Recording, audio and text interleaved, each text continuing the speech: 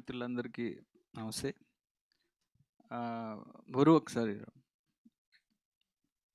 చాలా emotional person వరు. నేను 'క్రాక్' చేసేటప్పుడు జయమ్మ క్యారెక్టర్ నేను చిన్నప్పటి నుంచి విన్న క్యారెక్టర్ అది.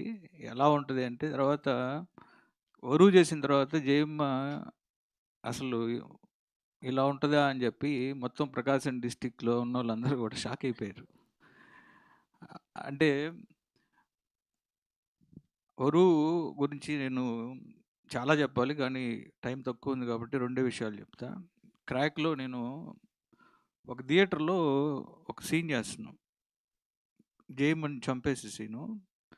మన 'జీకే విష్ణు' కెమెరామెన్ను. మేమిద్దరం 'క్రాక్' అప్పుడు వరు ఒక చిన్న ఎక్స్‌ప్రెషన్ ఉంది. లాస్ట్ నీకు ఇప్పటి వరకు నీకు తెలీదు నేను చంపబోతుంది అని ఒక షాట్ పెట్టాను అంటే, "సార్ రైట్ ఫోకస్ పెట్టుకోండి సార్ రైట్ ఐకి" అంది. ఏంటి రైట్ ఐకి?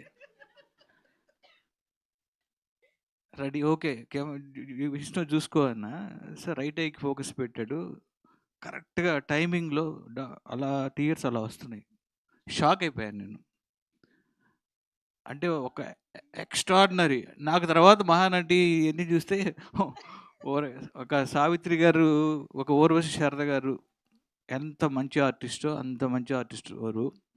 బాలయ్య బాబు తోటి వీరసింహారెడ్డి చేస్తున్నప్పుడు భానుమతి క్యారెక్టరు ఒక ఒక సీన్ ఉంది. టోటల్ సీను నేను 2 రోజులు 2 రోజులు పట్టిద్దేమో, లేదంటే ఒక 2 ½ డే పట్టిద్దేమో అని మా కో డైరెక్టర్‌కి ప్లాన్ చేసి చెప్పాను. ఈ సీన్ చాలా ఇంపార్టెంటు. చెల్లెలు రివర్స్ అవుతది అన్న మీద. ఆల్మోస్ట్ ఒక 4 పేజీలు ఉన్నాయి డైలాగులు. సరే అని చెప్పి మార్నింగ్ వచ్చి 2:30 రోజు ప్లాన్ చేసాం రామోజీ ఫిల్మ్ సిటీలో. Balayya Babu combination. Crowd full. Sir వరుకి నేను 2 రోజుల నుంచి చెప్తున్నా డైలాగులు ఇచ్చేసి, చూసుకోవరు ఇది చాలా ఇంపార్టెంట్ సీన్ అని. మీరు నమ్మరు, సింగిల్ షాట్లో చేసింది. కెమెరాలు రన్ అవుతున్నాయి. సింగిల్ షాట్ నేను కట్ చేసుకున్న సీన్ మార్నింగ్ 9:30, 10కి స్టార్ట్ చేసి బ్రేక్ అయిపోయింది. షాక్ నేను. అంటే జస్ట్ 3 అవర్స్‌లో సీన్ అయిపోయింది. అది కూడా సింగిల్ షాట్‌కి నేను 2, 3 సార్లు రిహార్సల్ చేసుకొని తర్వాత చేశాను. Extraordinary artist. బాలయ్య బాబు గారు ఆ షాట్ అయిన తర్వాత జనం అంతా క్లాప్స్ కొడుతున్నారు. బాలయ్య బాబు గారు చెప్పారు, "ఊర్వశి శారద గారిని చూసినట్టుంది నాకు" అని. సో, అంత మంచి ఆర్టిస్ట్ తను. తర్వాత ఇలా నేను ప్రతి సినిమా ఇప్పుడు 'జాట్‌లో' కూడా తనే అనుకున్నా ఫస్ట్ తెలుగులో చేసేటప్పుడు. తర్వాత హిందీకెళ్ళినప్పుడు సరేలే ఇంకా అని అప్పుడు వరకు నాతోటి ఒక 2 రోజులు మాట్లాడలేదు. నాకివ్వలేదని. సో, అంటే నేను ప్రతి చేసే సినిమాలోనూ ఒక ఫీమేల్ క్యారెక్టర్ చాలా స్ట్రాంగ్‌గా రాసుకోవటం అలవాటయింది. ఇప్పుడు నేను చేసే సినిమాలో కూడా చాలా స్ట్రాంగ్ క్యారెక్టర్ రాసుకున్నా. బట్ చూద్దాం అది ఎవరు చేస్తారో. తర్వాత నాకు ఒకరోజు వచ్చి ఆఫీస్‌లో నేను చాలా హడావిడిగా ఉంటే వచ్చి, "సార్ కలవాలి ఏంటి ఏంటి" అంటే, "కథ చెప్పాలి మీకు" అని. సరే వరు రా అని చెప్తే, నేను వరు వచ్చి కథ చెప్తుంది అంటే నేను ఏం చెప్తది అసలు నేను 1 ½ అవర్, 2 అవర్స్ స్టన్ అయిపోయాను కథ విన్న తర్వాత. ఎక్స్ట్రార్డినరీగా చేసింది స్క్రిప్ట్‌ని.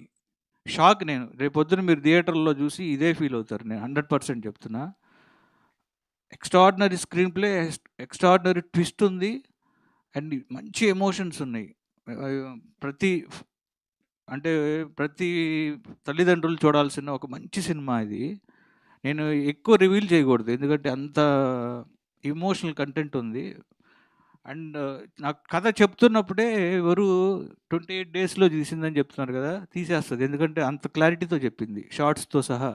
ఎక్స్ట్రార్డినరీ. వరు ఆల్ ద వెరీ బెస్ట్ నీకు. అండ్ డెఫినెట్‌గా నువ్వు యాజ్ ఆర్టిస్ట్‌గా నువ్వు ఇంకా చెప్పావు దాన్ని మించి తీసావు. సూపర్బ్. అండ్ పూజ గారు మీకు ఆల్ ద వెరీ బెస్ట్ అండి.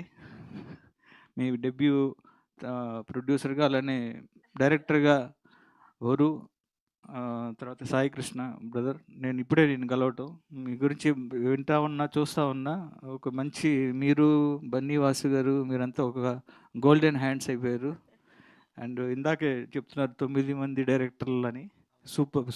అండ్ మీ అందరికీ ఆల్ ద వెరీ బెస్ట్ చెప్తూ, సరస్వతి మార్చ్ 6th రిలీజ్ అవుతుంది. తప్పకుండా చూడండి. చాలా మంచి సినిమా. మళ్ళా ఆ రోజు వరు డెఫినెట్‌గా వచ్చి మాట్లాడతారు సినిమా గురించి. Okay. Thank you. Thank you Gopi garu. Thank you so much for coming and launching the trailer. So thank you so much. మీ కాంబినేషన్ మళ్ళీ మళ్ళీ చూడాలని మనస్ఫూర్తిగా కోరుకుంటున్నాం, వరు గారిది అండ్ యువర్స్. అండ్ యెస్, మనకి విందాక కొంచెం ట్రైలర్ ప్లే అవుతున్నప్పుడు కాస్త డిస్టర్బెన్స్ ఉండింది కదా, మళ్ళీ మనం ట్రైలర్ని చూద్దాము ఒకసారి.